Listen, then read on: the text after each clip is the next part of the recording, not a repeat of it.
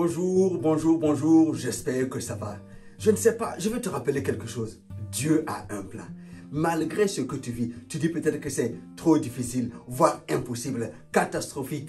Dieu a un plan. Ce n'est pas un plan qui a commencé maintenant. Ce n'est pas un plan que Dieu a improvisé. Non, il a un plan pour ta vie. Et ce plan a été concrétisé par la venue de Jésus sur la terre. Un jour, Jésus était avec ses disciples. C'était un jour spécial. Parce que c'est ce jour-là qu'on appelait le jour du dernier repas. Les disciples demandent à Jésus, où veux-tu que nous allions en préparer le repas de la Pâque? Et Jésus donne avec précision ce qu'il fallait faire. Il faut aller dans la ville. Vous allez voir un homme qui porte une cruche. Vous allez le suivre et aller dans la maison. Vous verrez le maître de la maison et vous lui demanderez où est-ce que nous devons préparer le repas de Pâques pour Jésus et ses disciples. Et le maître de la maison vous montrera un endroit. Et quand les disciples sont partis, ils étaient émerveillés parce qu'ils ont vu effectivement les choses comme Jésus avait dit.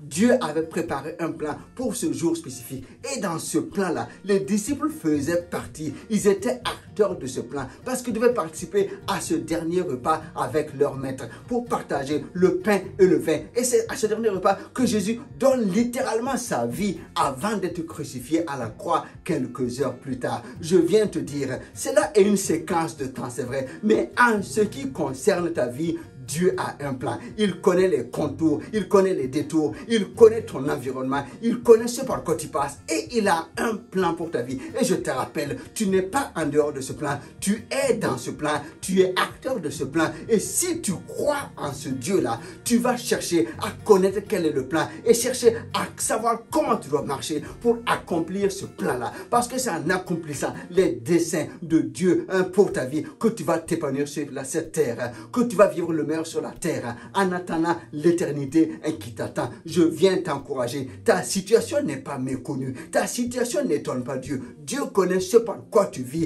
et il sait le plan. Il connaît ce que tu dois faire. Il a le plan et il a les moyens et tu fais partie du plan. Alors, investis-toi dans la recherche de la volonté de Dieu pour marcher dans le plan du Dieu divin. Alors, les projets de Dieu qui sont des projets de paix et non de malheur s'accompliront dans ta vie. Ne te décourage pas, il a un plan pour ta situation, pour ce par quoi tu passes. Et en cette fin d'année, je crois et je t'encourage à te faire confiance en Dieu parce que les plans de Dieu s'accompliront dans ta vie.